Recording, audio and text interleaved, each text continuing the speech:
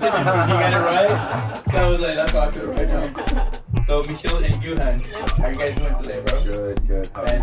How are you, bro? Good. Great. Yeah. Doing great. Thank you guys for letting me record here. It's an amazing studio. Thank you. How long did Welcome. it take you to build it like this? Then that is kind of a culmination of all the years of being in the whole mindset of making music. You know, Gotcha. I think it took us at least 10 years to get to a point to realize we needed to actually build something from scratch. Right. You know, a lot of the times when you're starting off, you have kind of a home setup somewhere in like your bedroom or like in a spare bedroom or something. Right. Something to kind of just like make it work. Yeah. Right. So, Yeah. you know, we To used get that for a inspired. long time, and eventually we just got to a point where we started getting really frustrated with how it sounded within the room and how our production sounded coming out of that space. Gotcha. And, you know, all of my peers and my mentors always told me, it doesn't matter what kind of speakers you buy or what kind of equipment, if the room isn't set up the right way, then it doesn't matter. Really? So it does make a big Yeah, difference it does, once so. you have like this way. Yeah, so, you know, we spent some time planning, designing, and then eventually building this space right here. That's crazy, Yeah. man. Man, I'm so inspired right now. They probably by the end of this episode we might come out with an EP. That's What do you right. guys think? Yeah, totally. But How hard is crazy. that? It's crazy because you don't really notice, like, when you do have like a bedroom or a smaller, like, just like a make it work room, you don't necessarily realize the limitations that has until you get into a space like this. Right. And then you're like, oh wow, this does make a huge difference. Yeah. But I mean, don't get me wrong, you don't have to have a space like this to make good music. Right. Sure. You know, at the end of the day, As long as you have some proper headphones Yeah. that you can reference them in, you Right. know, the room. I mean, it matters, but you know, you I can think it's kind of also the counteract it style with that. that Yeah. you make too. Right. You know, but I think you reach a certain level as a producer where you start to get to a point where frequencies matter a lot more, mixing matters a lot more, and you kind of want to hone your craft a lot more, and sometimes it's difficult to do that without the right tools. Right, without the right tools. Yep. So speaking of EPs, you could come up with Glass Sleeper Yeah. and God's House. Yep, God's house. And they are electronic, right? Release electronic. Yep. Mhm. I gotta ask, how do you come up with the name? How do you come up with the name? Well, Glass Slipper was kind of a journey. You know, I started that track maybe like about a year and a half ago, and then I worked on it for a while and then kind of put it aside. I didn't really have a name in the beginning, and then it kind of evolved into that having that like melodic flow that it has. Right. And at that point, I was like, oh, this sounds kind of magical, kind of like, you know, like Cinderella and her glass slipper. And Okay. it just like, and like, Interesting. I'm not even really into Disney stuff, but Right. it just like popped into my head, and I was like, yeah, it's just kind of like fanciful and Right. like magical. And that's where That's how glass it came up. slipper came from. So you can go down. I mean, so you know, I don't produce one. I don't make any. I try to be DJ and to be your total DJ. I mean, it was okay, but I don't really have the time. I guess you gotta put a lot. So how long does that track normally takes to make? On UK, in your case. So Glass Slipper took a while just because I kind of nitpicked it and just kind of, you know, put a solid amount of time into letting it simmer after I created it, and then I played it out a few times, changed a few things after I was able to test it on the road, and then kind of sat on it for a while, and then probably several months ago, Christian Smith heard it and he was like, oh, this is awesome, I'd love to sign this, and I was like, cool. Right. And so then it kind of found its home. But other tracks maybe take like a month. Really? You It know. depends on the mood, I guess. Yeah. Kind of how Dang. it flows, kind of the mood, and That's how it works. Yeah. What about you, brother?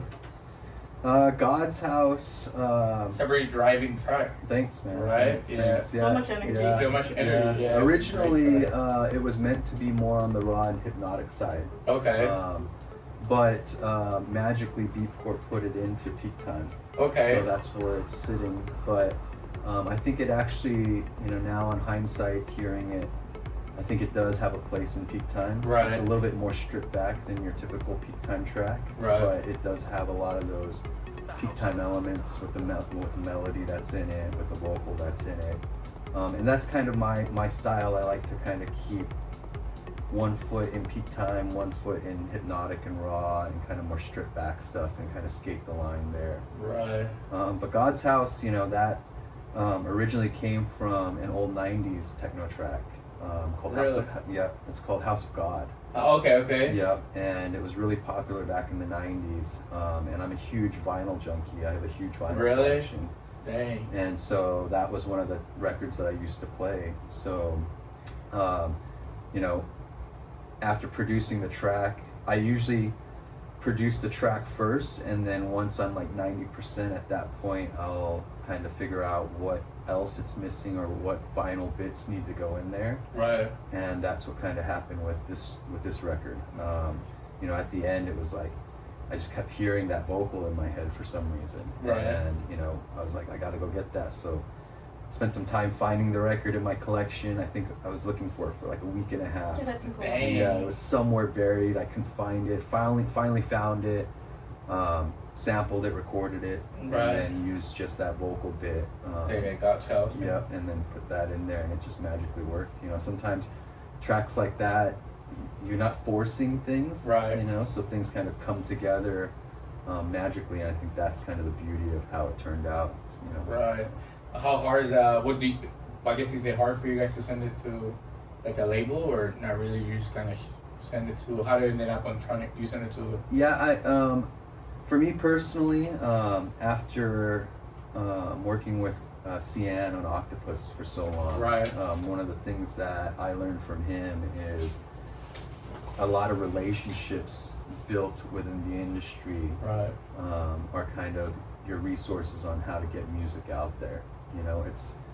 You got to think about it this way: if you're just sending music to a label and expecting them to listen to it, it's tough, Right. Because they get so much music sent to them.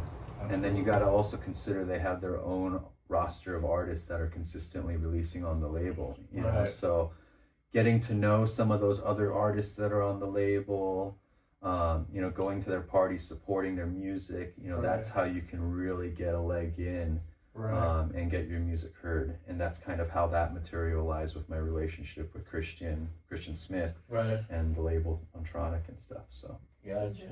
So normally you send it to, let's say, just to mention a name, let's say you can send it to Leak A, you want to play this one, and then they'll play it, and then that's kind of how it works sometimes. To get the track out more, to give it more exposure, or no?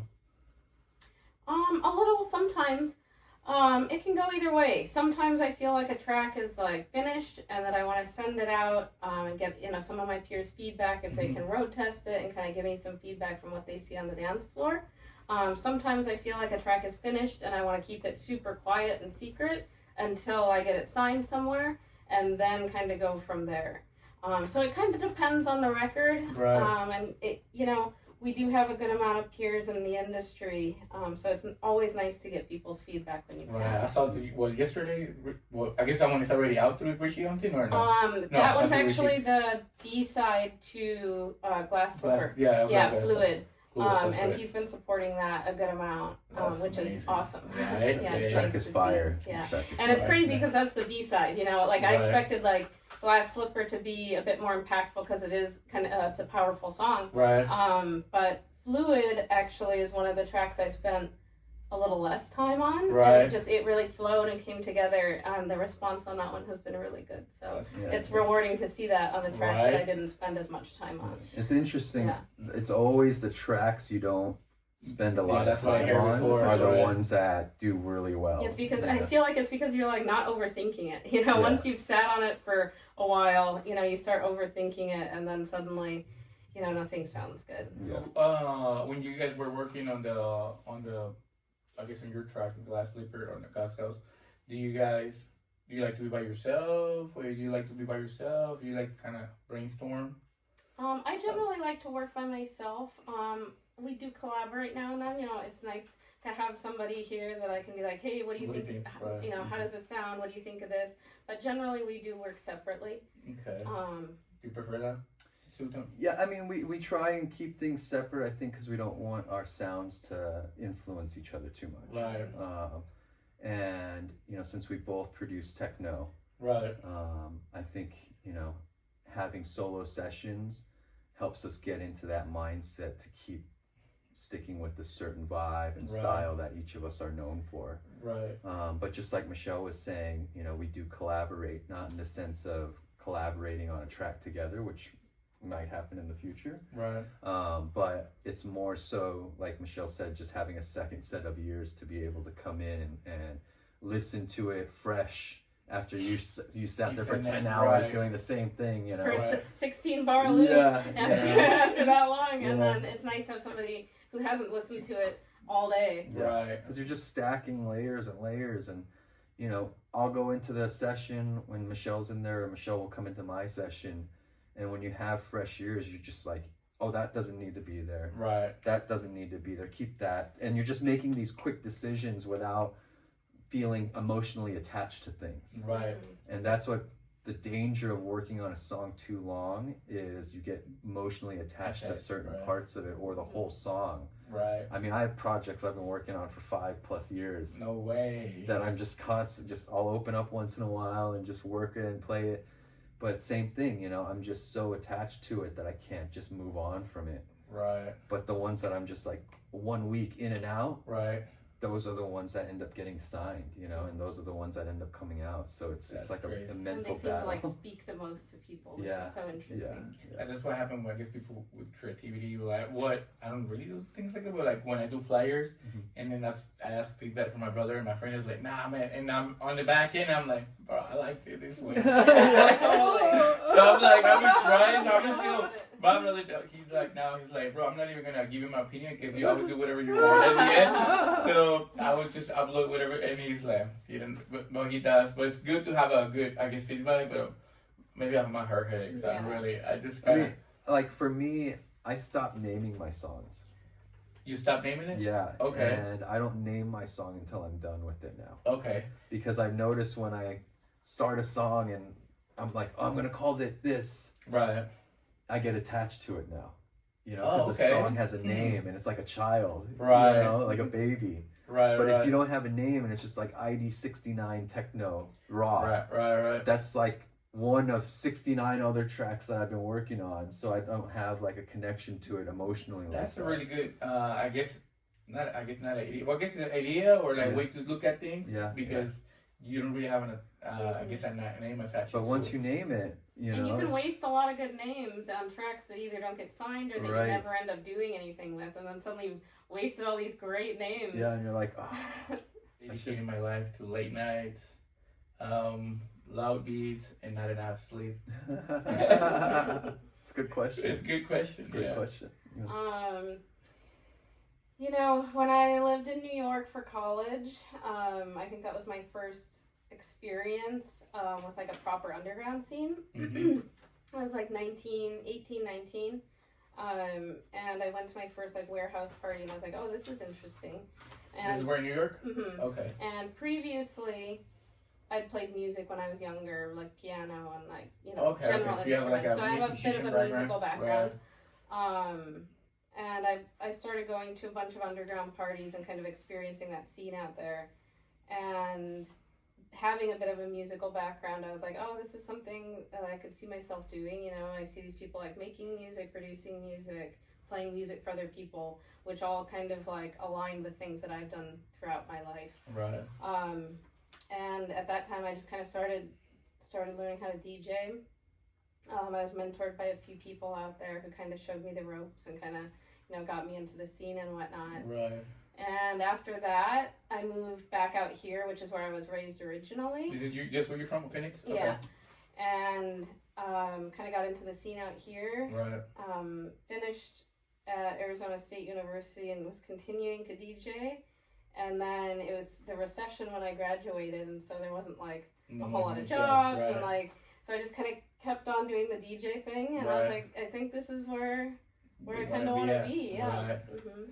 That's crazy. Yeah. Then so as far as were you going to school, working, and DJing, or? Yeah, I was going to school and I was working. I was studying neuroscience, so I was working in like a neuroscience lab. Nice. And then I was DJing and doing all of that.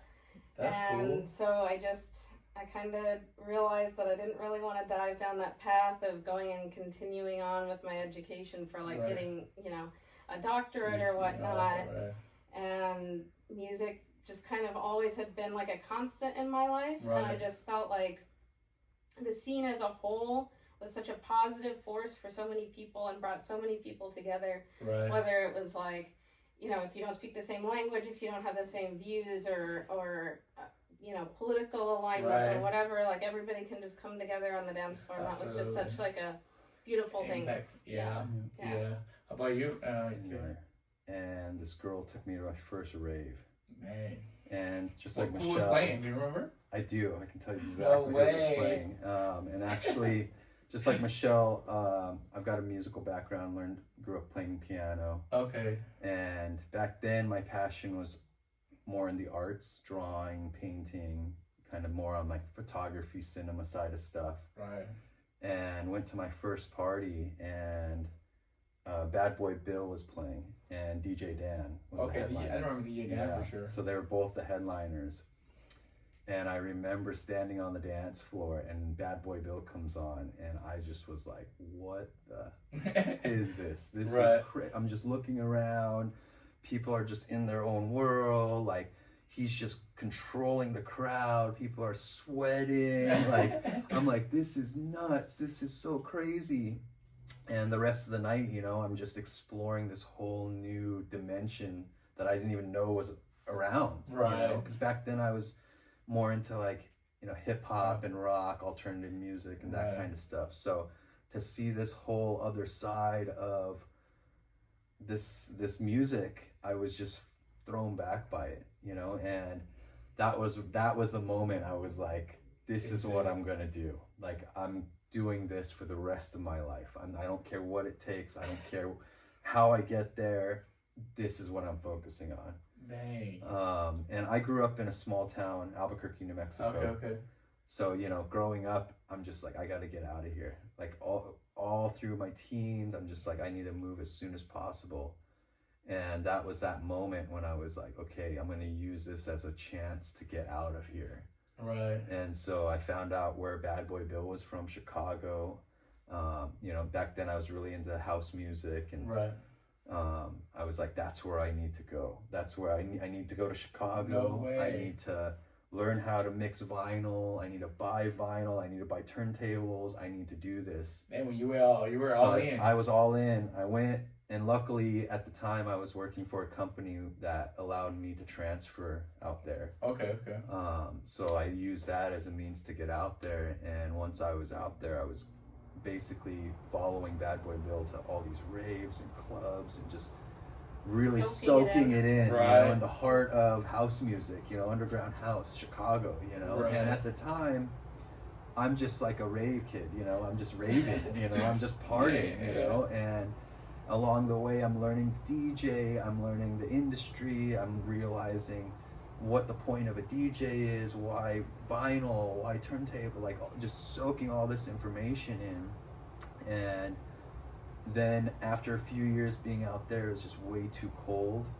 It's freezing out there. Really cold? It's too cold, man. After 3 years, I'm like, I gotta get out of here. I mean, New York was cold, but like Chicago it's is freezing. like a Dangerously cold. No way. Dangerously cold, man.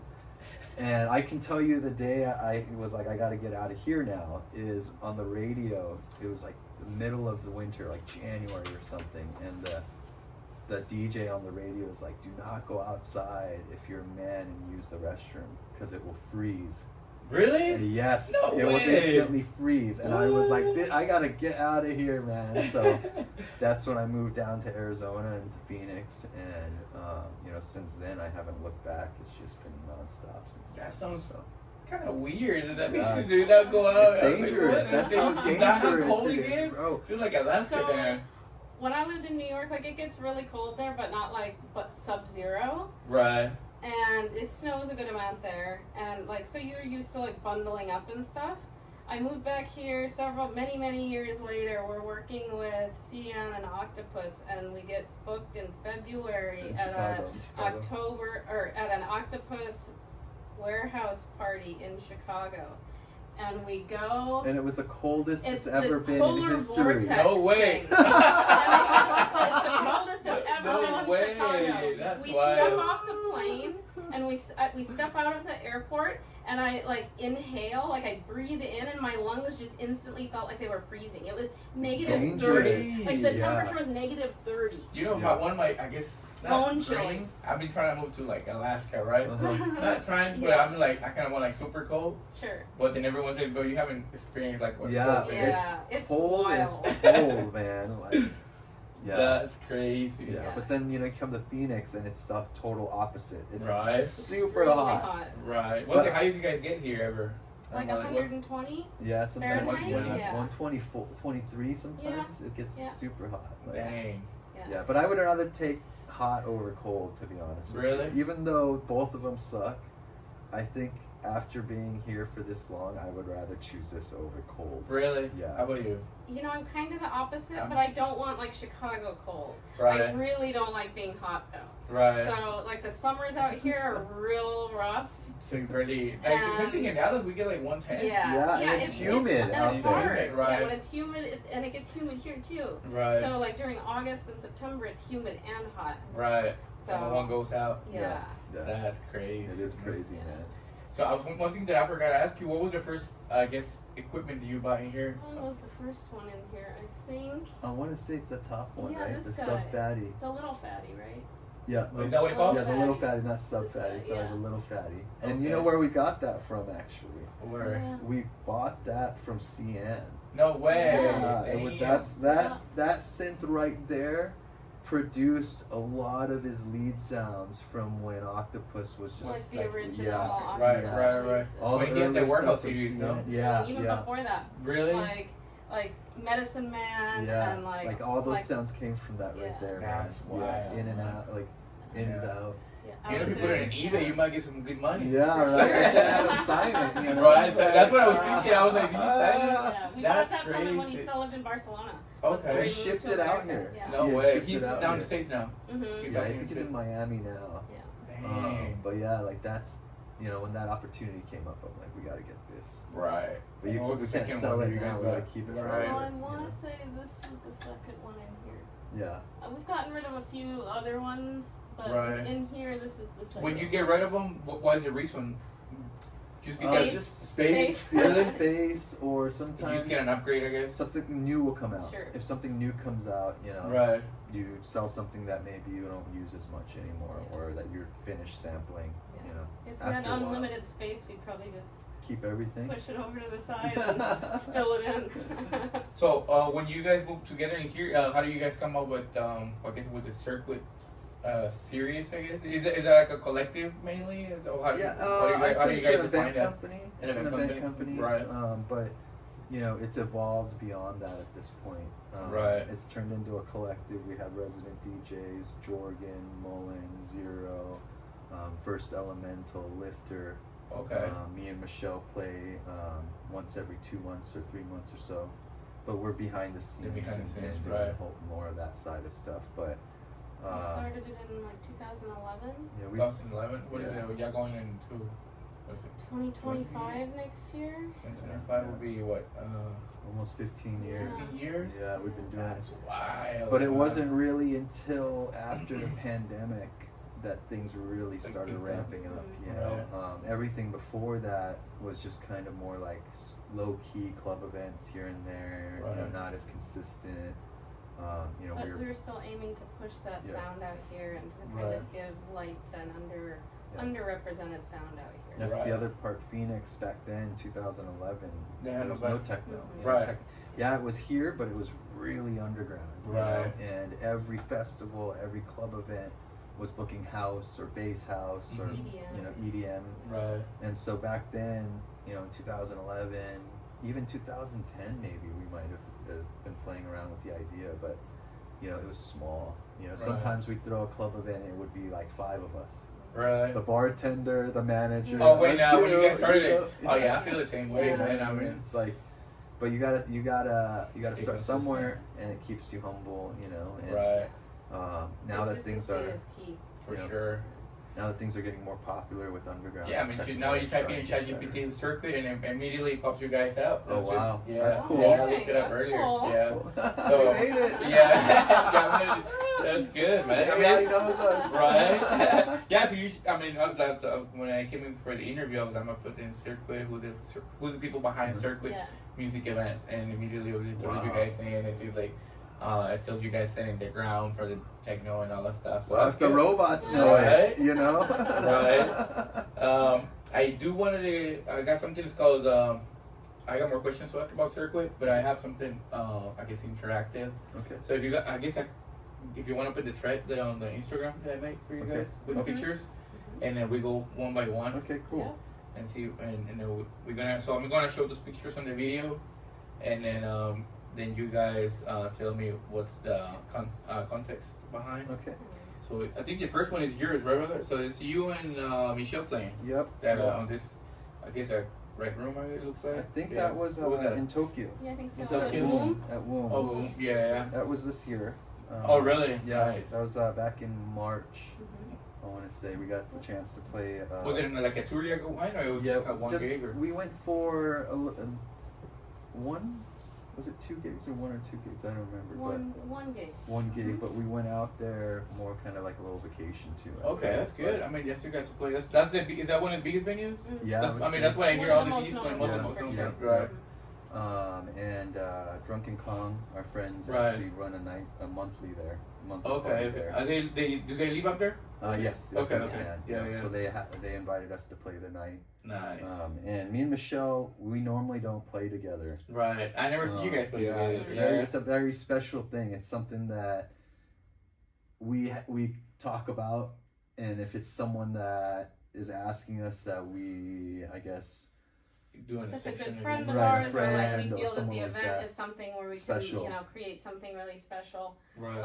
That's kind of when we'll do a back-to-back set. Right. But we don't do those too often. Right. Yeah. Yeah, because especially your music is different than each Yeah. other for sure. You can Totally, tell it is totally, different. totally, Yeah. But totally. that's good because it keeps you, I guess, developing more music and not because you can get, I guess, not old, but I guess with technology, if you're not producing something different, Yeah, bringing fresh. a different tool, Yeah.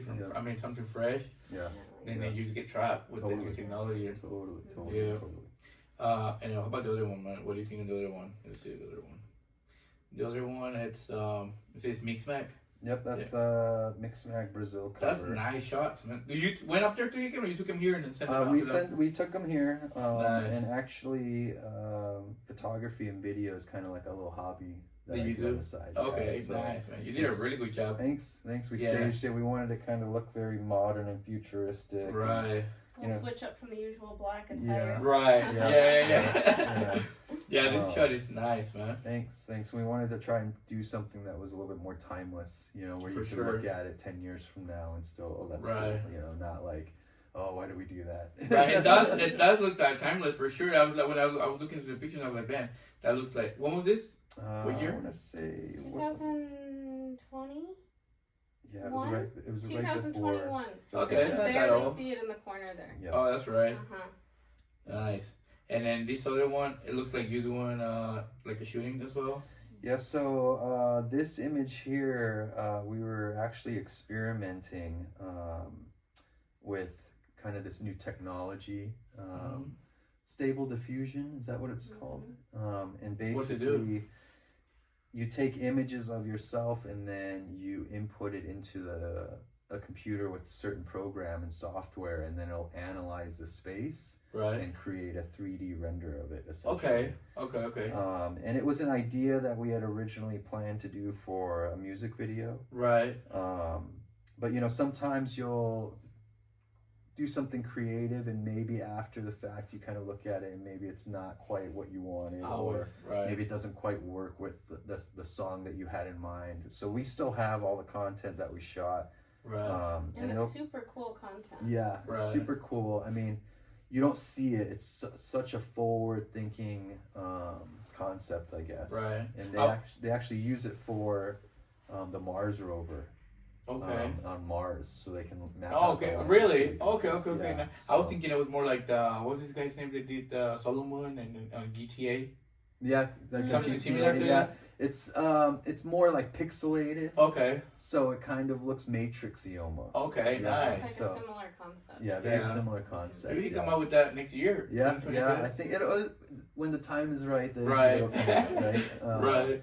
For But sure. yeah, I've been working with our visual artist VJ for Circuit. Her name's Lauren, Okay, nice. and she goes by LAU Gold. Okay. And she Shout out to her. Yep, shout out to Lauren. She does a lot of experimental AI, VR, No way. visual, interactive content. How long she's been with you guys? I would say maybe Almost about a year. About a year now? now. Okay.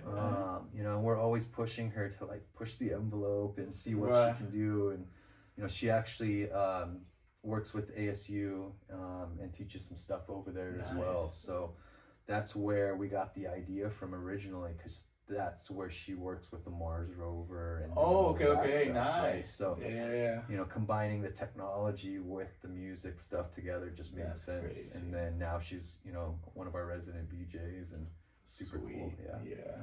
You know, Lorelli, she works for the NASA at one point. Oh, Or I like- didn't know Yeah. that. That's And she did an crazy. interview the other day, and then she works now for shout out to Lorelli. She Yeah, says that. yeah. But she did a podcast too, and then she worked for the NASA. Now she works for the what's this company from that guy from Amazon, for Jeff Bezos. Bezos, yeah. Yeah, Blue Origin or something like that. And I'm really? like, man, that's wild. You know, I mean, she's still like, I like to do your stuff and everything. And I mean, for me, you probably see someone else like, man, I wanted to be in the NASA. Now, Right. but you're trying to do what you want because you're never happy if you're not doing what you Never- like. Yeah. Yeah. Right now we're going to Michel's once. So we got this one. This one looks like a little Yeah, movie with the girls. actually, yep, it's me and the ladies. This was at my release party for my Glass Slipper EP and Okay. also his birthday party last Okay. month. Nice. There's me on the left. The girl just to my right is Lauren, actually. Okay. Visual artist, LAU. Right. And then the girl to her right is Angel, and she's one of our promoters. Nice. And, you know, just embracing that Embrace female it, energy right? at the dance floor. Yeah. Yeah. I gotta figure out that. Okay. This one is a good picture though with Rishi. Yes. Is that with Rishi? Huh? Yeah, that was during the From Our Minds tour. Right. We did that last year. As Circuit, we had a stop on the tour Right. in Phoenix for the From Our Minds tour. Right. And then I also played with them in San Diego, and then we had a date later last year in New York at Knockdown Center, and that was awesome. as That's well. the Knockdown Center. Damn. Yeah, That's a was huge wild. venue. Yeah. That's crazy. That was Yeah. a crazy event. So that was a totally amazing event to be a part of. It was amazing to also play it, but host it as Circuit out here. Right. So that for all you kind guys. of aligned for us, which That's a was big. very That's cool. a big thing to do. Yeah. I mean, especially with Rishi. You know, he's been Yeah. in the game for Yeah. years. Yeah, I mean, he's an OG. Yeah. He's Godfather. Yeah, for And sure. he was one of my original inspirations Right. when I first got into it, so it was kind of a full circle. Dang. You know, the one of the first party. Well, actually, with the first party that I ever went, it was Sasha and then Young DeWitt, and this is Mexico back to back years ago. But when I came into the States, then I got introduced more to actually first trance, you know, like everybody, Of course. and then later I transitioned over to like more techno, and then I went to his party in I think it was a Glass House in Miami, doing the enter party, Oh yeah. and they were doing barbecue for everybody and everything. And they Oh, party. yeah, we Did we go to we that? were at We that did that. party. Yeah, in Miami. Yeah. The Ice So, Palace? Yeah, Ice Palace. Yeah. That's what it was. Yeah. Yeah, Ice That party Palace. was Yeah, That so was awesome. good. Man. Yeah. That was awesome. So Hito was there, Manolita, Adam Bayer, he's his wife. Yeah. Was it Matazor, Chris Leaving, Yeah, Luciano? that was yeah, amazing. leaving set was awesome. That Right. night, Yeah. Who was Hobo? Yeah. Matazor, Chris Leaving, Paco Suna, Geyser, Rishi. maybe? Like Geyser, everybody. Geyser, Yeah. Yeah. That was So- the Sunday school party. Right, Magda right. was playing that one, I Yeah. think, too. Who was it? Magda. Oh yeah. Oh yeah, that's right. Yeah. Yeah, so I was like, dang, and I was like, this is what I want to for Yeah. that. So actually, I don't know if you guys seen it, but I got the techno thing it says, but at the very end has the clips that he had using for his I guess parties. Oh You know, yeah. it was like a clips. Uh-huh. So I did it out here. Oh Very nice. cool. Nice. So now I'm like 40 with this, and I'm not 40, but I'm like I'm in there. I'm 36 now, so. But no, and also got Afterlife one. I don't know if you guys seen it. Nice, Yeah, I got right? the You Afterlife. got your figure. loyalty, man. Yeah, man. And I also see here Gia. Yeah, Gia Yeah, was there. The night before they had played in LA. In LA, yeah. And the 6 a.m. guys threw that one. Right. And then, Lindsay's in here. Right, Lindsay's there too. She came out a long way too. Yeah. Right. She's Yeah. actually from here too. Well, not from here, but yeah, she's she out lives here here based right out of Phoenix. Okay, as well. nice, Yeah. nice. You want to go to another one? The last one? This was actually my recent trip in March to Tokyo when we played Womb. Okay. Yeah, it was, cool day, cool spring day. We were heading out for some ramen with Drunken Kong. Oh, really? Just exploring Tokyo. Right. Such a vibrant How long were you guys city. stay there? We were there for 2 weeks. So it was a good amount of time. Yeah. You got to be there for as long as you can. Right. Tokyo's awesome. You can't Is see it? in the picture because it's black and white, but the cherry blossoms were just starting to bloom. And so you can kind of see in the back of the picture, there's a few trees that are starting to pop. But Yeah. The question that I have is, how do you guys think the Phoenix compared to other cities, as of now? I guess. As far as the scene, Yeah. yeah, it's come a long way. It's come a long way. I came here in 2003, I want to say, but even before I got here, the rave and underground scene had been going on since the 90s already, since Really? early 90s, yeah. And even though Phoenix may not be known as one of the main dance music cities in America, Mm-hmm. I would say it's probably in the top 5 if you think about it, because Right. it's been going on for a really long time. Right. It's evolved so much now, and it's For sure. finally getting to a point where underground is a lot more accepted. There's a bigger movement towards underground music now. Absolutely. There's been huge, I guess, electronic music EDM movement out here that went through the 2010s and just really kind of pushed things to that next level, because everything before that was all club or raves or desert parties. Right. So in the 2010s, I'd say maybe right before that, that's when the festival started picking up. Right. We started getting a more consistent rotation of international DJs through here. Right. And then kind of, I'd say around that time was when, we started Circuit, Right. and you started to see more and more focus being put on more underground styles of music. And I think as of recently, since the pandemic, that's when you really saw a real big uptick in techno and more underground. You guys have a lot of venues in here, like the clubbing venues, like actual, like. There's Right. always a handful of venues, just like in every other major city. Right. But I would say we go through a big evolution every 2, 3, 5 years. Clubs close, another one opens. Right. But as of recently, I would say it's just a handful of venues, but things have been shifting more towards kind of warehouse events and more Right. on the underground side of stuff. Mhm. So you're seeing a lot more of that happening, kind of the subculture within the culture of dance music out here Right. is kind of starting to get a little bit more important to people, I would say. Right. Like some of the big venues, they're trying to just cash in Yeah. on the crowd, and then sometimes not the best. Yeah, there's definitely a lot of corporate Right. Dance music. dance out here. music out here. And there's no real long-standing clubs that are like they've been around for the last 15, 20 years that are like an institution out here where people go to listen to dance music. I Right. would say the closest thing to that we have out here is downtown Phoenix, where there's a spot called Bar Smith, and they've got like a ground floor and a rooftop, and they've had consistent underground, respectable international DJs, but also a very big commitment to local and community dance music and underground house and whatnot.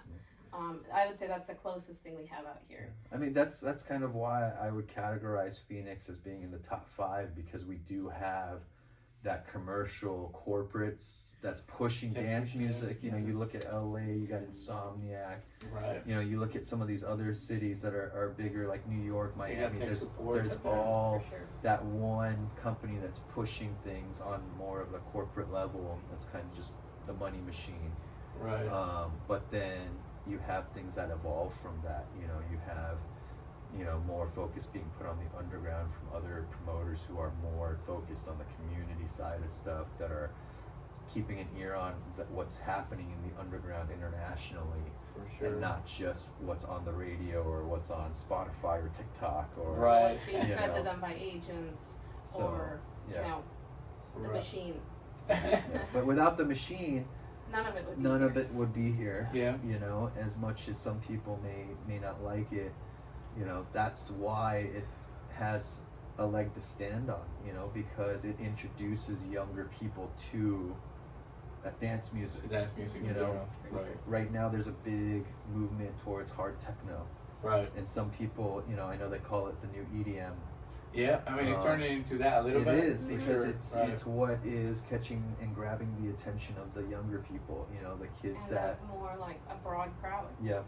So you've got all these kids who are getting exposed to this underground sound, instead of just being fed TikTok, Spotify, you know, Right. top 100, you know, instead of just that, they're getting to go to the warehouse, just like I did, you know. Right. And Find out maybe there. it might not be what everyone considers as true techno, but it's what's getting them out there. It's giving them an environment to experience it. Right. And then eventually, as their ears mature and as they get older, you know, they can start to explore and see what else is out there.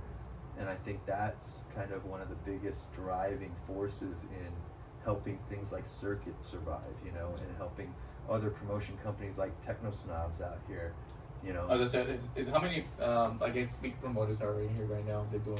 I something would like you guys? say, you know, maybe not that many, you know, maybe like 4 or 5, maybe, Yeah. you know, but not everyone's focusing on techno, not everyone's focusing on bass house or EDM or, you know, hard techno. Everyone's kind of doing their own thing right Okay. now. And That's good because other scenes, like I'll probably say like Gala, then everyone trying to bring the same.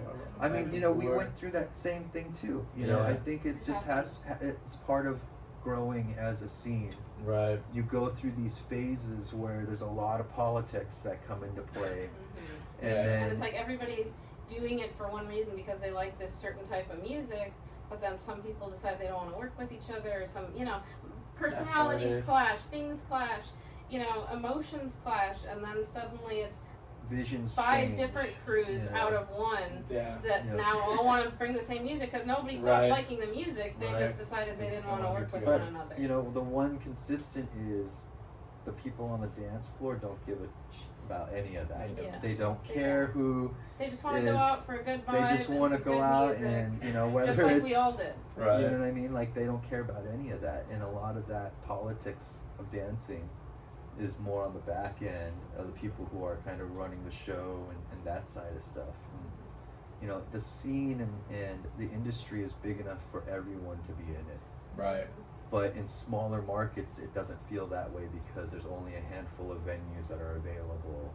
There's only a handful of people that will come out every single week, 2-3 times a week, you know? Right. So everyone's fighting for that same thing. For the same crowd. You know, and that's when you start to do this a little bit, or people feel a certain way, or, you know, you read a tweet that someone made and maybe you think it's about you, but it's not, or Right. there's things that happen that, you know. Well, sometimes it is. You're speaking just facts. You You know. know. I For mean, sure, and some people don't want to hear the facts, Right, or you know. they're, you know, they feel a certain way about the facts, Right. or they have a different perception about the facts. Yeah. Right. But you know, in a scene that's growing, and when you strip everything away, it's all about the music and bringing the music to people where we live or where we decide to want to throw parties at. Right. And the more collaboration that can happen, the larger entities can help elevate the smaller entities, and there Right. can be more collaboration and working together to elevate the music as a whole and the scene as a whole, to give a better scene and a better vibe and better parties and better music for the people of Phoenix or Dallas or wherever. I think that's a positive thing. Unfortunately, it's not 100% utopia all the time. I mean, it's also a new frontier, you know? It's not like something that's been happening for the past 100 years or something, you know? Everyone is new to it. Right. Only because you heard that sound somewhere for the first time and you're like, that's what I want to do. Right. And then you have people who've been doing it a little bit longer feel a certain way, or, you know, some new guy comes in and everyone's like, whoa, you know, it's just like, it's a constant battle, I think, you know, but at the end of the day, you just got to remember it's not about you, it's not about one person, it's about everyone else. Right. You know? That's what, when I started doing mine, I was like, I guess everyone didn't really remember when I started doing it. I was drinking with my buddy, Mario, and it was my birthday, and it was like, man, fuck this, you just give me like a month ago, 2 months ago. I was like, man, I'm gonna start doing my own parties and that. It was like, you should, bro. And it was like the one day we were like all fucked up and everything. Right. 3 That's months how it later, starts. I throw the party, and then I was okay. And then little by little, you know, you realize saying like, no one showed up and everything. And then I mean, obviously next year we came into when we brought Hate Models, Cheryl DeWitt. Was that they brought the Luca, like vegan on the website, I guess on their rice. And then it was just crazy that we were doing all those big names, and I was like, man, it's crazy that because we got a good sound, but it was not the best venue ever. Right. But I guess people will feel connected because we always got that saying like from ravers to ravers. Right. Because we were we were dancing with them the whole time. Next thing you know, we put on the whole party for the people. You know what I mean? It's not like we bank. I mean, I don't think people don't know, but. We have to, no, but we don't bank out of the shows. You know what I mean? Yeah, I think people think you do. Yeah. But like, you know, you can have one show that's like a win, but a win could be maybe you're breaking even, or making a little on top of breaking even. Right, or a win that kind of pays whatever. Yep. Right, whatever past parties that were good. Yeah. Right. So it's definitely a passion project. Yeah, absolutely. You have to look at it as a passion project, whether you're a promoter, whether you're a DJ, whether you're a producer.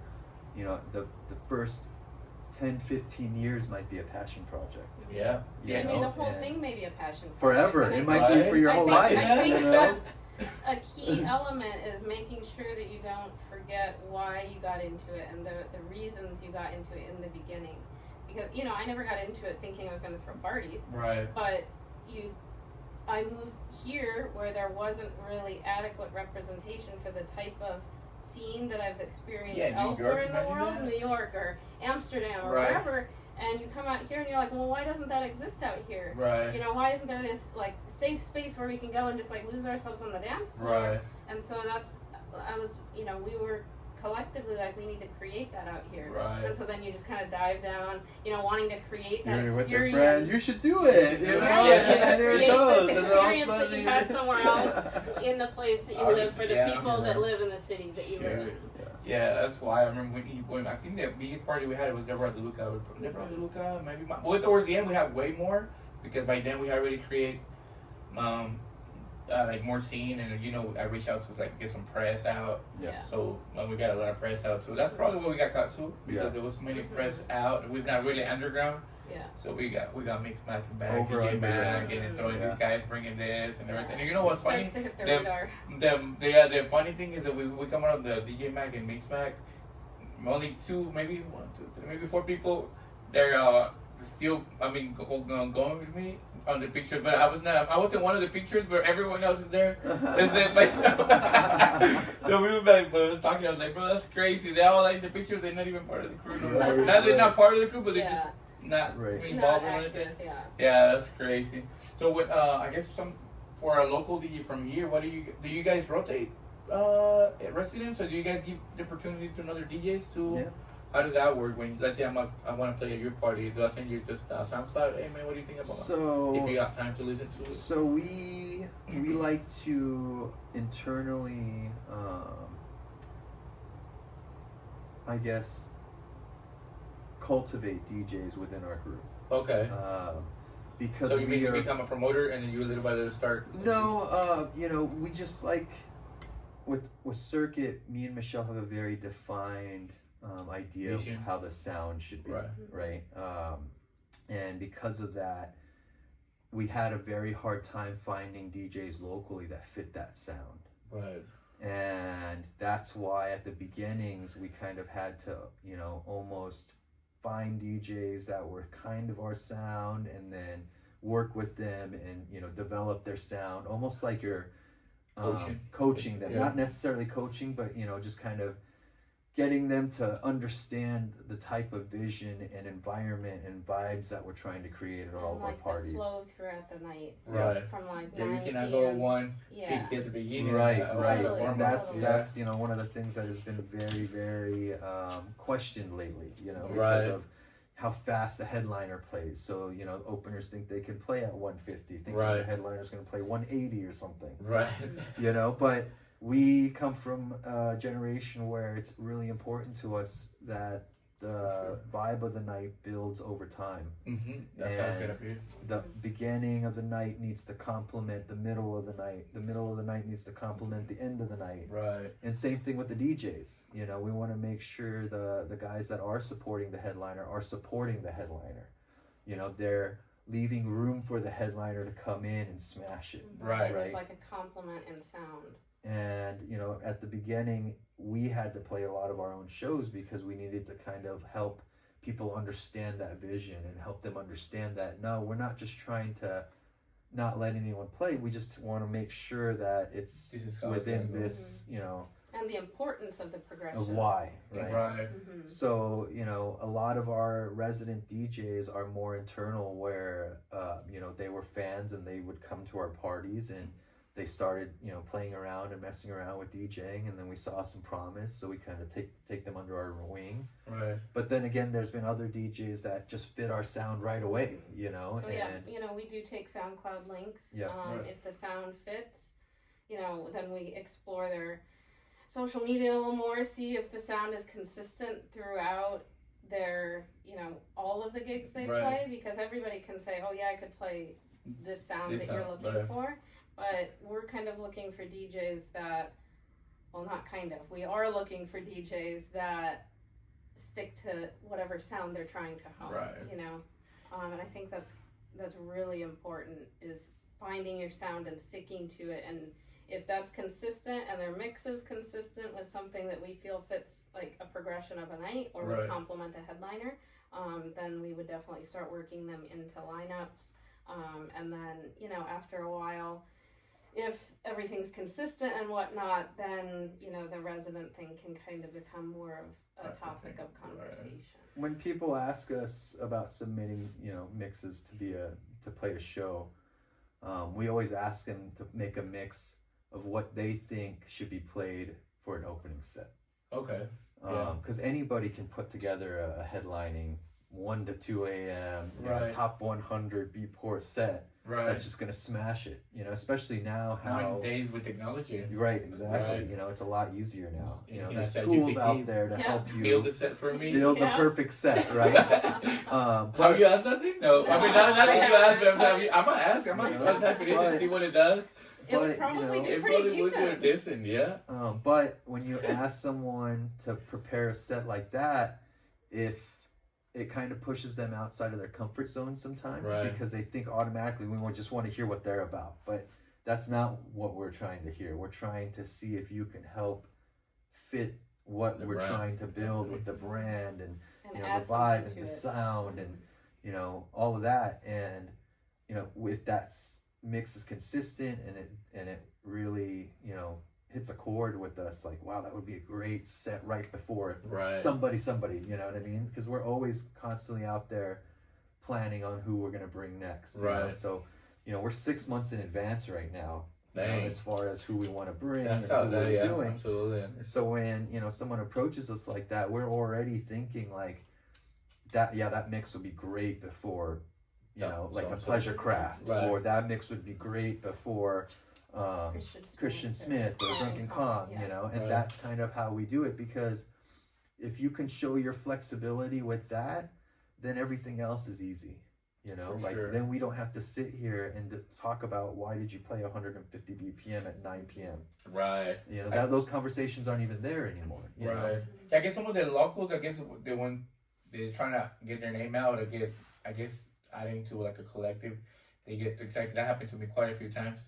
And next thing you know, it's like 9:30 p.m., 10:30 p.m., and the thing is just banging. Right. And I'm like, It bro, just kills the it kills the vibes. Yeah. 3 people dancing. Right. You know, it's like, Those especially two after people are hours. their friends. Right. You know, so it's, So, you got to work for it a little bit with For circuit, sure. and some people don't like that, and that's some another people thing. think we're assholes, but You it's know, just. if you can't submit a mix to us, and it takes you 6 months to send us a mix after you asked us to play a show, then you know what I mean? It's kind of like you can't even do the basic expectation of what we're looking for is record a 1 hour mix and send So why it to should us. we give you a chance. chance at a show in a club? Right. What? It makes just no sense. Yeah. So the bar with our residents and just our DJs in general with circuit, we set it pretty high. Everyone pushes each other to make sure we're at this certain level that when people think of circuit, they're like, okay, that's quality, That's gonna be quality quality party, right. DJs, quality sound system, quality venue, all the different things that need to be there for a great experience, For sure. What was this question was from earlier, but I forgot. What was your main? Well, I guess one of the biggest artists that you opened for.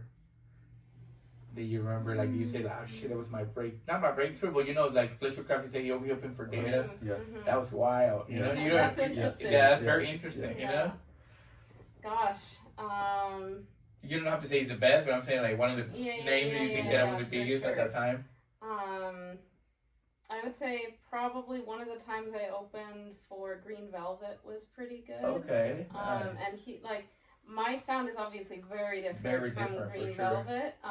But once again, the show that I was on, it fit the programming of the night. Okay. And it was a good progression of the night. Nice. And so it's nice to see,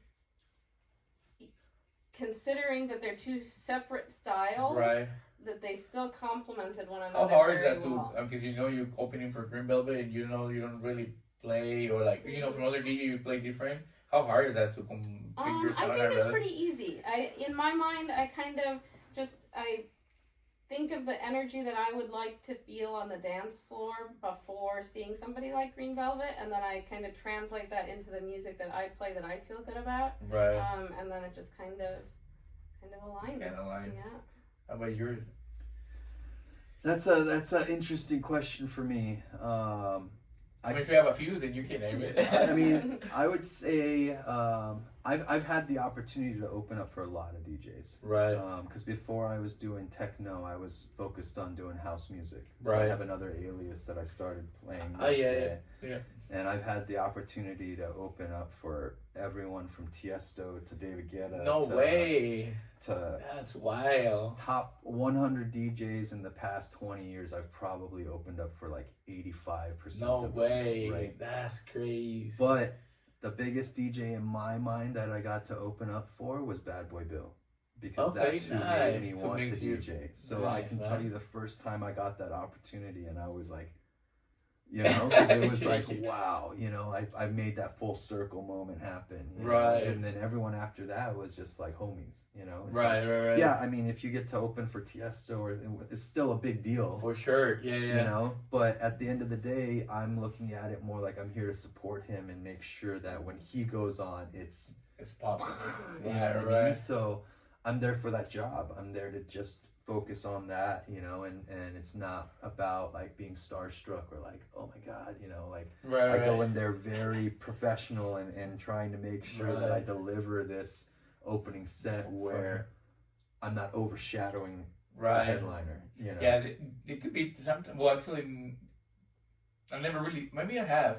The DJs they open for the main act, and then there's so much, I guess, BPM left that you can use, and then you can feel like the party never transitioned to like an explosion, I guess. Right. And then, I mean, I've seen it happen before quite a few times. Yeah, I mean, the party's kind of like, never really. It's disappointing. Yeah. Because it's like, as the opener that plays directly before the headliner, you kind of, a good like 30 minutes or so before they go on, you kind of want to bring that energy down in a way that doesn't bring the dance floor down. Right. And so it's this. But you still want to represent yourself as a DJ and make people understand that you got skills too. Mm-hmm. And that's a very balance. You gotta balance that really well. It's That's wild. Yeah. Is it the same thing that you guys the same way as a venue or club versus a festival, or no? Oh yeah, that's totally different. Very Two different. Very different. different. Two different. I would say. At the festival, does it matter really, or does? Well, I guess it does matter. Yeah, When I it's- go to New York, it's I mean, you know, especially because these parties that I gonna was a time warp or like afterlife, then it's very Yeah. transition. Mhm. Yeah, and I mean, because afterwards. like for those parties, there's only 1 or 2 stages, Right, and it's all techno. Right. It's all underground. right, But right. when you're talking like an EDC where there's six Six stages, they're right. all headliner stages. You might have a Charlotte DeWitt might be on the main stage, but there might be like Diplo playing on another sure, stage or at the same time. an EDM or- act playing a few people before her. Dioro. Yeah, so I Mhm. think Yeah. for those scenarios that you got to use that 1 hour to just represent Be yourself yourself, and yeah. do it. Right. But you know, nightclubs and more underground warehouse parties, And more underground festivals. yep, you get the chance to, you know, kind of really help build that because you're part of the whole picture. You're part of this whole party, you know. Right. So you fit this very small segment that if that is not good, it could ruin everyone else after you. Right. You know? Just like you said, if you show up at 10 p.m. and you're ready for some just like to ease into stuff and you get there and it's just hammering Right. and you're like one of 10 people in the room, you're gonna have a whole different experience the rest of the For night. sure. But And if I it's mean- packed and it's like that, then that's a whole different thing too, you know. Right. But still, you know, and maybe that's just me showing my age, but you know, I need to like, you gotta do a foreplay, you know, at Yeah. the beginning before the main thing. You know, you gotta ease into it and kind of, you know, have progression throughout the night. For you know. sure. Yeah, I mean, I've played Crossed a few times, and I've played earlier in the festival. Right.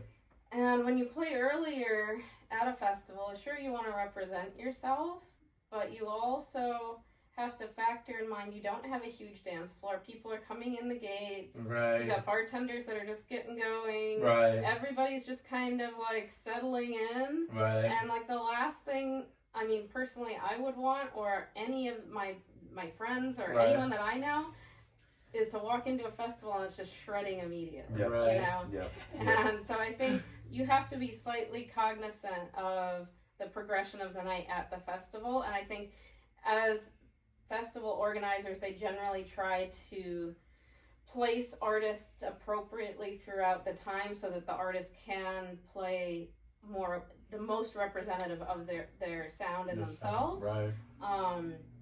But you know, you have to be a little cognizant of the person before and after you, and of the time in general that you're playing. I think in general, festivals, it's kind of known that everyone's going to do their own thing. Right. You know, when it's a club and there's just one DJ booth, It's Right. a lot more and important. then it's a lot more important because For people sure. have the option to leave.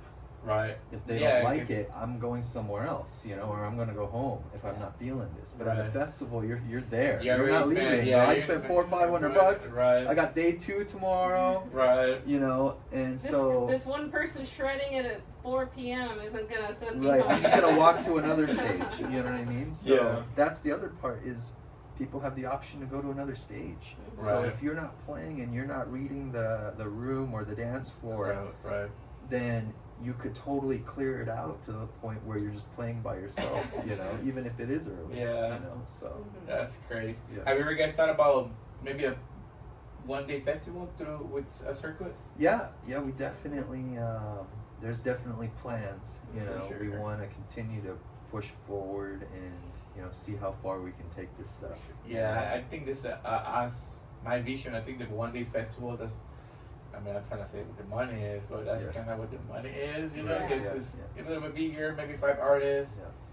And it's outdoors, Yeah. good, and then you don't have to risk it that many, because on Totally, we risk totally. our maybe after hours thing, Yeah. get closed down, and DJ, all the fees and everything. Yeah. Speaking of that, I never had I was talking to Tino, and he say, yeah, bro, last time when you did, I was gonna do a one-day festival, so about Eagles and Butterflies, Constantine Bowl, Wow. and all this in one night, and then the city changed the Oh, date. right. So we lose. I lose all the money. So he's like, "Why don't you get an insurance?" Yeah. I'm like, do they have insurance for festival that? insurance. Mhm. Yeah. I didn't know they had Yeah, that, bro. yeah. I should have done that. And I told him It's I a think I thing. was like maybe 8, 9. It's a thing, Yeah. It's definitely a thing, man. Yeah, you gotta get that for sure. Yeah. So you guys playing? Obviously, you guys playing. And fingers crossed. was it Latino of the Year? Yeah, proper New Year's Eve. Proper New Year's Eve. Yeah. Second time or third time you guys played there? Yeah, we both played the Fingers Crossed Festival a couple times in the spring and So the they fall. have two? Or Yeah, how they many have they a have? spring and a fall. And this is like And an then this extra is one a they did? New Year's. New Year's, okay. Yeah. Yeah. How long have you been doing this festival? Maybe for a good A minute. while. A while. Almost started a small, I little over remember. 10 years. Yeah, it started very small. Yeah, like a one-day festival, kind of like Mhm. 5-4 artists. Yeah, I But was it's actually all- talking to one of my friends a couple days ago about, and she went to the very first one, and she was like, it's crazy to see how much it's grown since Right. then. I mean, one thing about those guys in San Diego, and I think this is kind of the vision since the beginning, is they've really spent a lot of time curating their lineups. Right. And on the West They have, Coast, for you know, sure. on the West Coast, as far as festivals are concerned, I would say they're probably one of the most genuine lineups, For sure. where it's not just stacked for the money. You Right. know, it's not just like throw everyone who's Big big at the on moment, there right. with 50, 100 DJs on it, Right. and It's you always know, respectable. yeah, like it's both always a stages respectable are always stage, respectable yep. artists, like respectable sound, like really, like well curated, well thought out. yeah, and it's all respectable lineup. All the Yeah. artists that are on there are respectable. You know, you don't have any influencer type TikTok DJs or producers on there. You know, it's really, I would say it's probably, in my mind, probably the most underground of festivals in the West Coast. Yeah. I would say. Yeah, them. I'm not sure. Well, I guess I'm not sure. Does it call it festival because it's outdoor, or it can be a festival and it's indoor? It could be indoor. Yeah. Yeah, like 6 a.m. They do good parties Yeah. for sure. Yeah. They I do would say dark parties. 6 a.m. parties are like real underground Underground warehouse. warehouse You know, party, like right. that's what And their they're like focus is, Reform you know. Festival, like that's Right, super, that's super like the respectful, signature, yeah. right? The Yeah. festival party. And the cross guys, you know, they'll still book kind of more, I guess, mainstream artists, but Right. the mainstream artists are still respected. You know, Right. it's Yeah.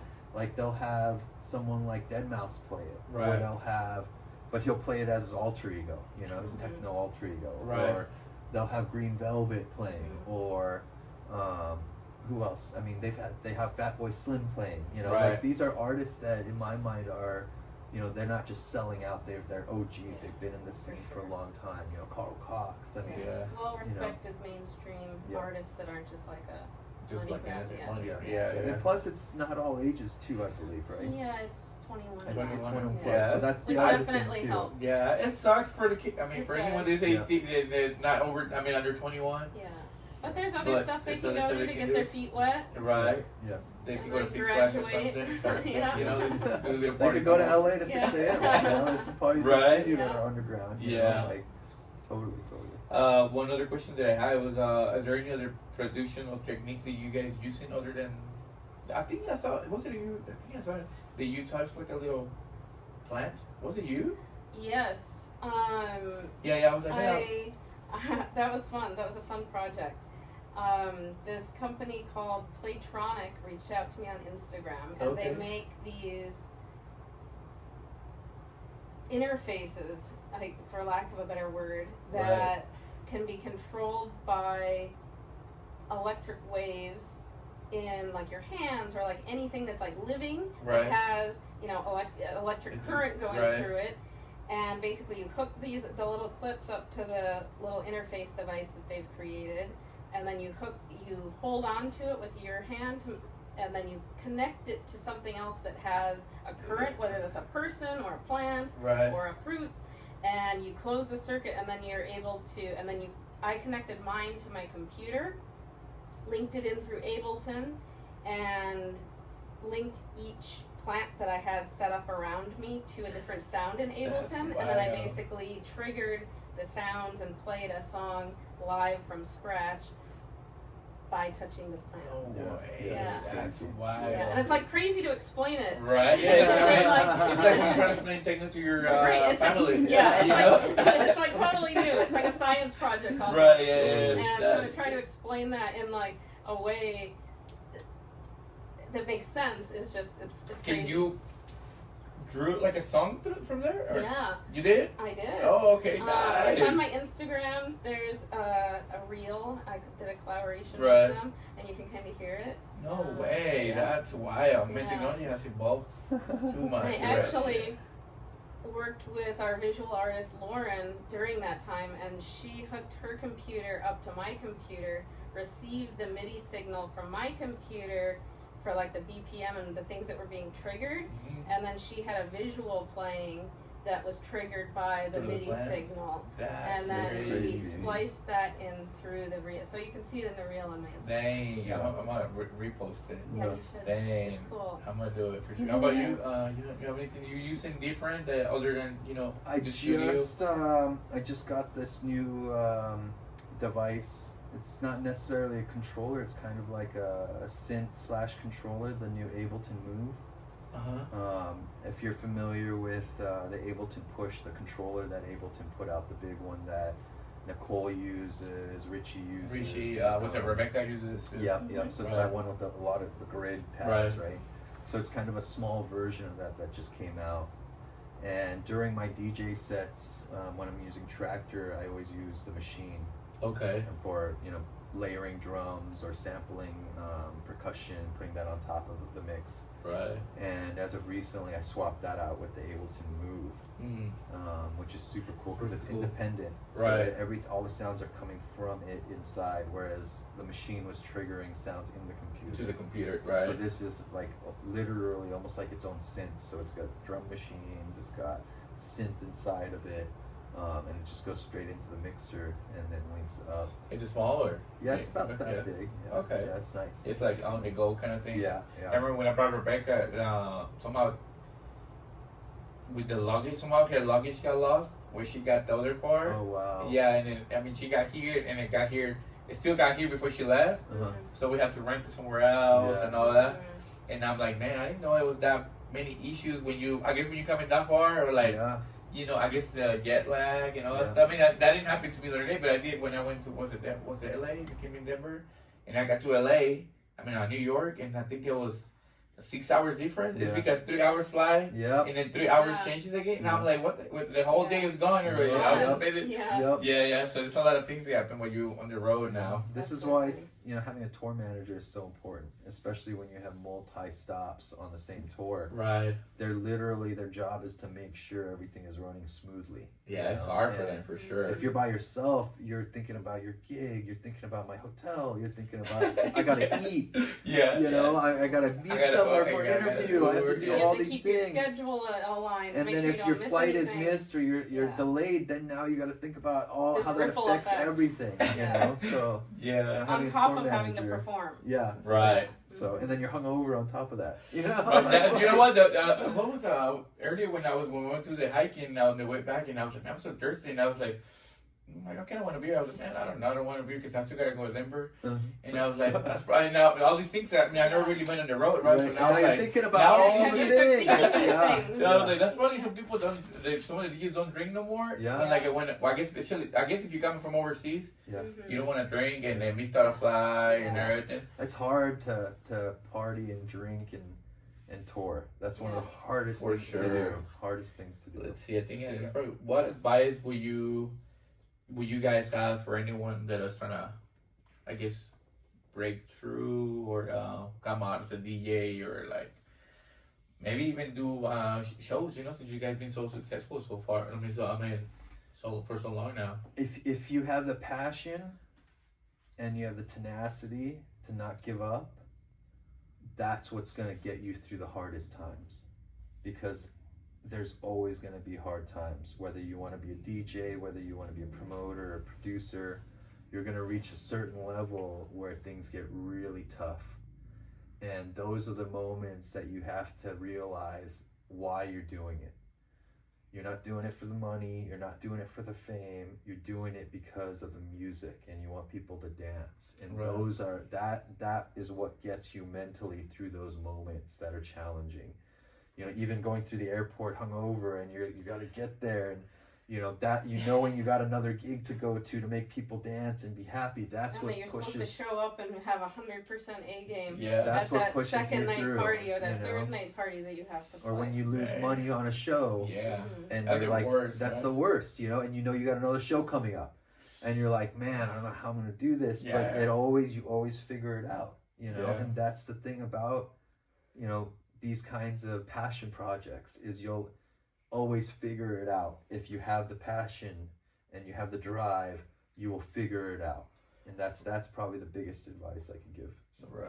Yeah. Thank you, Michelle. I would say definitely I echo that, and to remember what got you into it, whether you're promoting or DJing or producing or any of that, like, because there are hard times. There's tons of hard times. There's big highs and big lows.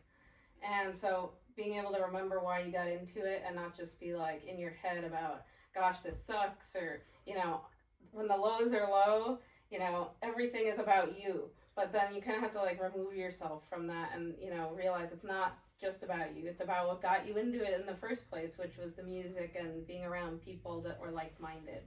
But beyond that, I would say if you're DJing or producing, just remain consistent.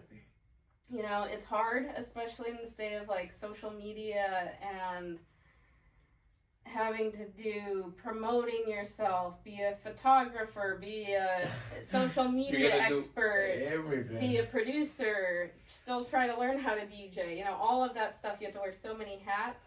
It's hard to remain consistent and remain on top of that. But I would say trying to find a routine and kind of a mental balance with all of that and realize what the most crucial parts are, kind of highlight those for yourself, and then try to propel your career from there and just remain consistent. Right. Not give up. Don't give up. Yeah. Right. That I guess one remark that I had when my brother and I were talking about maybe 3 days ago, I was like, I remember when we still in the party when we had this part. I think we had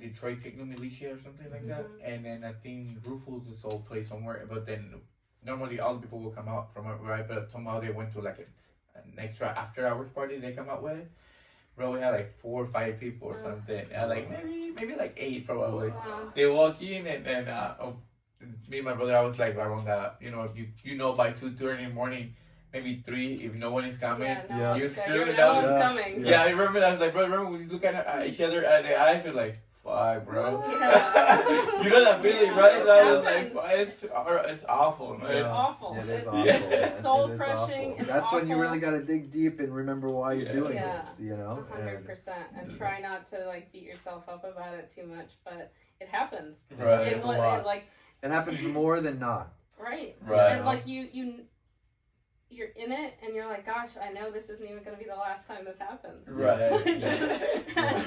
That's crazy. At this point, you can laugh about it, Right. but it'll happen again, Yeah. and it sucks in that moment. But Big time, yeah, your stomach sinks. We Yeah. had absolutely one of the very last ones, and that's why I was amazed. Because when I went out and came back, like you were saying, I don't know, where it's like 6 different companies or collectives trying to do it. One there was the main one, right? So we were doing it. We brought Javier Carvalho. I don't know if you guys know him from Batos Locos. And it was like he was playing like great, and I had another shout out to PC, and he was one of the residents. And it was probably maybe about 6 people, bro. This other venue, and then he's like, "What happened, bro?" And I'm like, "I don't know." And I remember we told PC, I was like, "Go dance in front of the fucking." And he That's took it there. yeah, but Yeah. seriously, but he was playing so good. I mean, shout out to Javier. He's still playing the whole 2-3 hours, and I mean, we've gone on the dance floor because there was nobody there before too, Right. And we're the ones throwing and playing before the DJ too. Yeah. So it's like sometimes you gotta do you it. gotta do right, it. You that's gotta do crazy. it. So last one here is like a little, it's like I guess a controversial question, but you probably guys know. So this is phones on the dance floor or no? What do you guys think? I'd say no for sure. We implemented that with all of our circuit events. Oh really? Yeah, so Nice. we have For about 2 years now. yeah, it's been Okay. about 2 years now. We You really have like a sticker or just yeah, like we put a sticker For our on. warehouse parties, we put a sticker. Okay. Occasionally we do club events where we don't put a sticker. Mm-hmm. Our But people following have is- been so conditioned now at the warehouse That they don't parties bring that 'em even out. without the sticker, you rarely see. Someone taking a phone, picture. yeah. Yeah. And I mean, having that rule in place, it stopped the influencers from coming.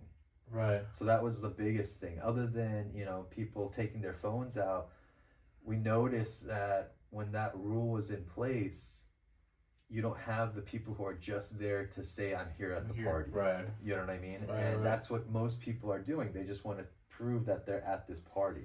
Yeah. And then they don't realize they're sitting there recording for like 5 minutes straight. Right. But they're never going to look at it ever Right. again. Right. You know, Right. that footage is going to stay on your phone forever, and you're never going to look at it ever again. You For know? sure. And I think it's good to live in the moment and to be present. Right. And that's the most important thing when you're coming out to our events is we want people to pay attention to the music. For sure. And that's And to the vibe. and the vibe, vibe. and contribute to the vibe. Not just be there like You know, and if you're on your phone, you're sucking the energy out of the party. For You're sure. sucking the Pictures. vibes out, Right. you know, and Yeah, that's wild. that's I think one of the biggest reasons why we don't allow phones at our parties is because you're there to help add to the vibe of the party. For sure. You know, and you Like, don't if need to you're- record it. you know, if you're in a corner somewhere and you want to take a selfie with your friend, cool. But if you're on the dance floor, you know, keep it to dancing. Keep that Right. vibe For going. sure. Yeah. You know, to echo that party we were talking about in Miami, that enter party.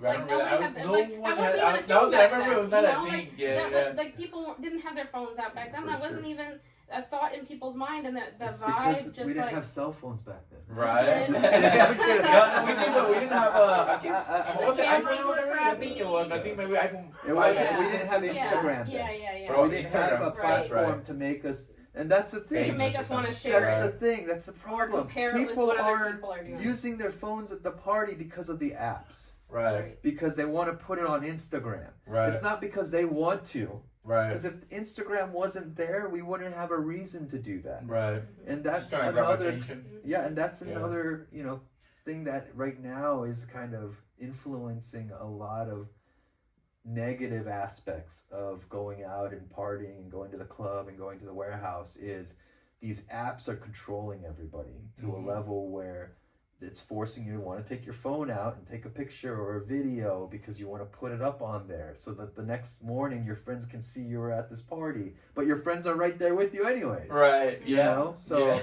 it's a vicious cycle. Yes. But also, I feel like we're big into creating a safe space where people can just be who they are. You know, Right. like whether no matter what you dress like, what sexual orientation, whomever you are, Right. like you can come and have a good time and feel like you can be free. And I feel like a lot of people, if the phones are out, people don't necessarily feel they can be 100% themselves Right. or free, Yes. or just kind of like be on the dance floor and just kind of like forget about their troubles or forget about things, or Right. you know, just The whole Agreed. point of going to these parties originally was to escape reality. Right. That was the real reason why there's even these parties existing, is so Right. that way you can go to work all week, Right. and then on the weekend you can go somewhere where you're surrounded with people that are like-minded. You don't have to worry about your boss. You don't have to worry about what's happening at home. Right. You don't have to worry about your parking ticket. You don't have to worry about all these negative things, and you Uh-huh. could just lose yourself on the For dance sure. floor.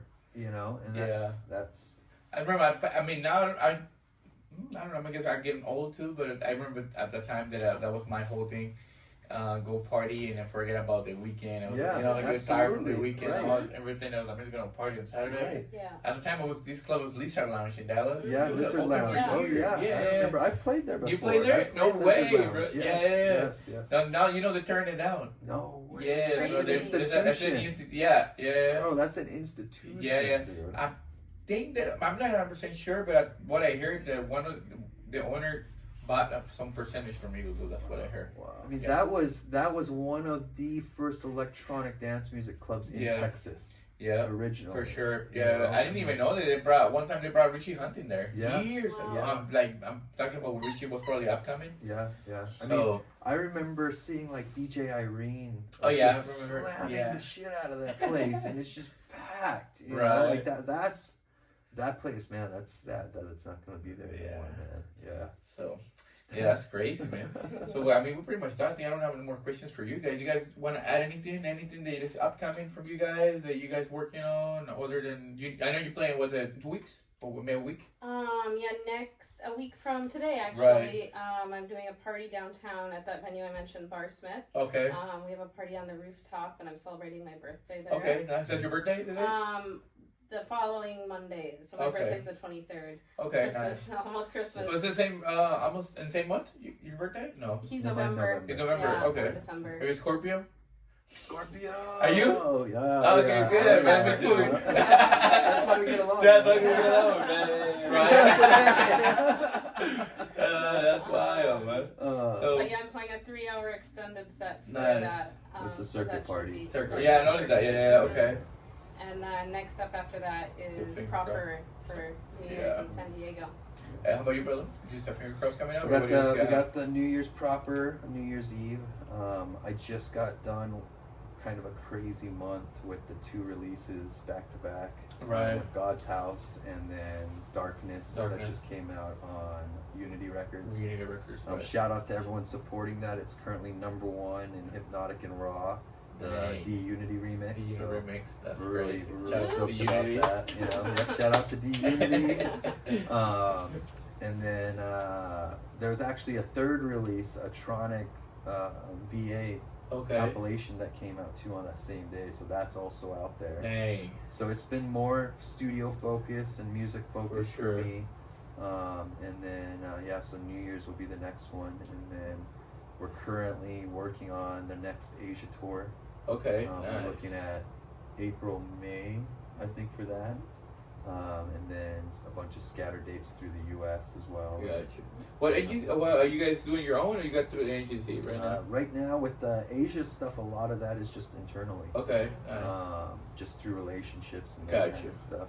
We just actually just joined Avid. Okay. Oh yeah, this there was TJ. Yep. Mhm. For Yeah, all of yeah. our North America Right, yeah. bookings, so Yep. he's handling all of that stuff For for us. sure. But Nice. yeah. I forgot. I was just. This is like questions that I just thought about it on this when you release music through. Is that something? I guess when you wake up in the morning, you know they say look at something positive, and then you look up in the morning, you look at Beatport chart First immediately. thing. Really? First thing, man. First thing. If I don't look at it, someone else is gonna look at it and send me a message. Right, You know, right. So You'd rather yourself. Yeah. check the crypto, check Beatport, check the email. Is that your morning You know, thing? that's How the- about yours? When you do a release, you do the same thing to see what's trending? Yeah. Definitely. Yeah. It's important because Yeah, it is important. And it's important. important to continue promoting it. Like if it's Right. moving up the charts, you want to keep getting some posts out For about sure. it. How is it not disappointing, but when you see it's not moving, it's like, damn. Does it make your day bad or not really? I think it used to be worse than now. When you first yeah, started. when you first started, because you want Yeah. them to Yeah. like you don't it. realize Right. how much music actually comes out every week. Yeah. Right. It's a And lot. that's Yeah. it's like thousands of tracks come out on Beatport every day or every twice a week, Right. Mondays and Fridays. That's so, when they're that's like the rule. yeah. When they're So released. it's it's easy for tracks to just suddenly just dip off or climb or move get around lost on in the the charts. shuffle. We just lost, yeah. But you can't let that really affect you too much. It's more of a chance for you to kind of learn from it and realize what you could do on the next one. Right. But at the end of the day, none of that even matters. Yeah, just You keep know, making just your keep art making and music. keep Right. putting it out there. Right, for sure, man. So I guess thank you so much, guys, for inviting me. I guess Thank you taking so much, Moran. Appreciate Thank it. you so right, much, man, giving the for having opportunity to us. recording here Yeah. Thank you. in this great studio. Yeah, great questions, man. We had a Thanks, blast. man. I had a Thank you. blast. You Yeah, get blessed? likewise. Yeah, Very good. thank you. Okay, we're good. Thank you. Yeah. Thank Thanks, you guys. Take care, guys. Thank you.